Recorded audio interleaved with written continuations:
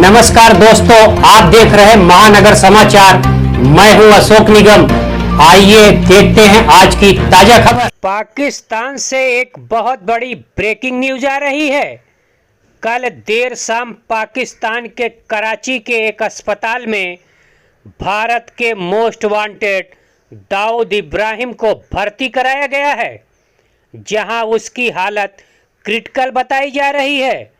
पाकिस्तान में इस समय इंटरनेट सेवाएं पूरी तरह से बंद कर दी गई हैं।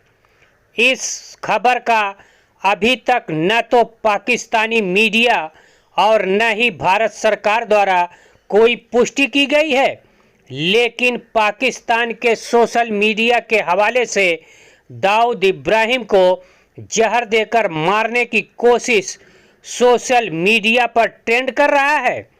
वैसे तो पाकिस्तानी मीडिया और न ही वहाँ की सरकार इसके बारे में कुछ बता रही है, लेकिन यदि यह खबर सच निकली तो पाकिस्तान का दुनिया में एक बार फिर जग हंसाई होगा, क्योंकि पाकिस्तान लगातार यह कहता चला रहा है कि दाऊद इब्राहिम उसके पाकिस्तान में नहीं है।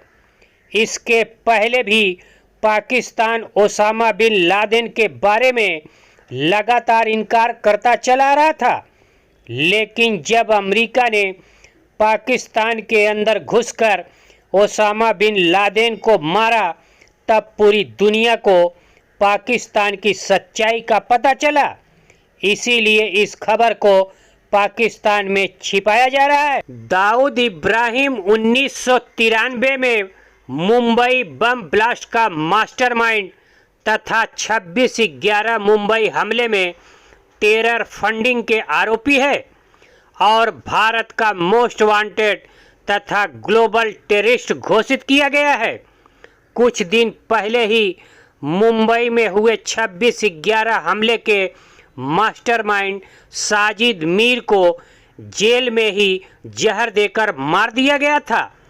पाकिस्तान में एक के बाद एक भारत के दुश्मन आतंकवादियों का खात्मा हो रहा है।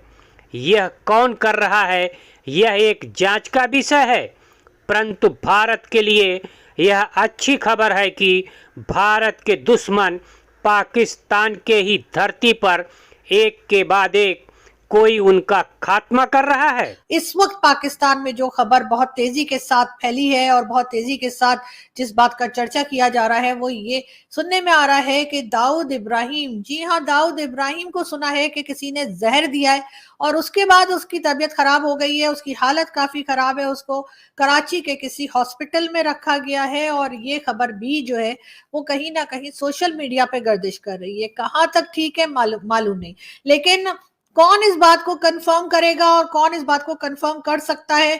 आप लोग जानते हैं कि अगर कोई भी नाम लेगा, कुछ भी कंफर्मेशन करने की कोशिश करेगा, तो फिर उसकी भी शामत आ जाएगी। लेकिन एक बात जो इस बात की तरफ इशारा करती है कि कहीं ना कहीं दाल में कुछ काला है, उसका रीजन ये है कि पाकिस्तान में इस वक्त चाहे वो ट्विटर हो, गूगल सर्विसेज हो या फिर यूट्यूब हो, ये सब के सब जितने भी ऐसी जगहें हैं जहां पर लोग बात कर सकते हैं, कोई वीडियो लगा सकते हैं, कुछ लिख कर लगा सकते हैं, कुछ लिख सकते हैं, कोई ट्वीट कर सकते हैं, वो सबके सब डाउन कर दिए गए हैं। जी हाँ, सर्वर की तरफ से ये सारी चीजें जो है वो डाउन कर दी गई हैं। पाकिस्तान में ना तो ट्विटर ओपन हो रहा है, ना पाकिस्तान में गूगल सर्विसेज चल रही हैं और ना ही पाकिस्तान में यूट्यूब चैनल्स इस वक्त काम कर रहे हैं।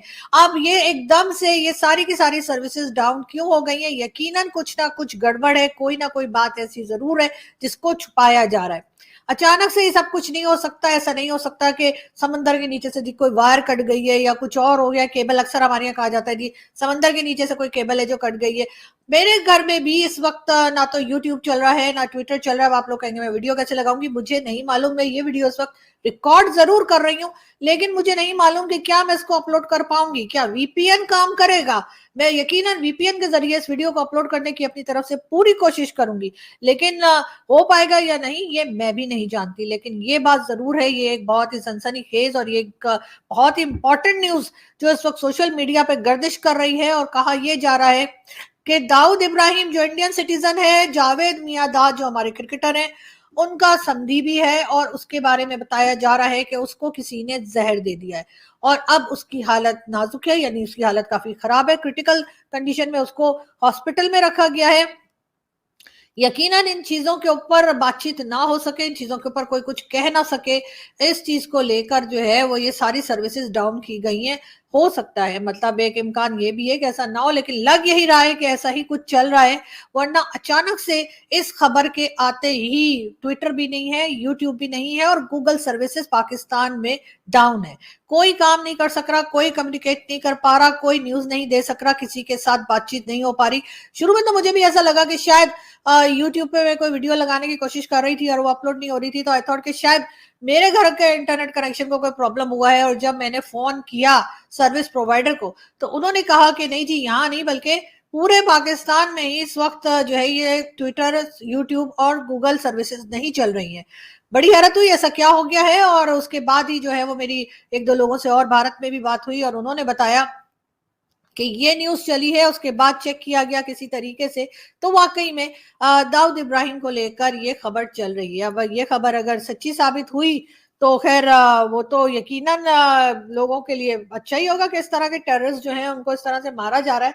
मगर बहरहाल ये सबसे अगर इसको वाकई में जहर दिया गया है और इसको वाकई में अगर जान से मार देने की कोशिश की गई है तो शायद जो एक टेररिस्ट ग्रुप या टेररिस्ट हमारे यहाँ घूमते फिरते दिखाई देते हैं उनमें जिनका कहना चाहिए लेवल बड़ा हाई है या जो हेड करते हैं और कई चीजों में वांटेड भी हैं, उनमें शायद इसका पहला नंबर होगा। वरना अभी तक जो मारे जा रहे थे वो कहीं ना कहीं इन लोगों के राइट हैंड थे, कहीं ना कहीं लोगों से जुड़े हुए जरूर थे, मगर उस लेवल के नहीं थे जिस लेवल के ये लोग हैं, यानी कि हाफिज सईद, सैयद सलाउद्दीन, मसूद अजहर और इसी तरह के बेशुमार दूसरे नाम जो है, या दाऊद इब्राहिम, ये वो नाम है जो कि पूरी पूरी ऑर्गेनाइजेशंस को चलाते हैं, लीड करते हैं, अपनी मर्जी से लोगों की जानें भी लेते हैं, अटैक्स भी करवाते हैं। ये सब कुछ इनके नाम के साथ जुड़ा हुआ है।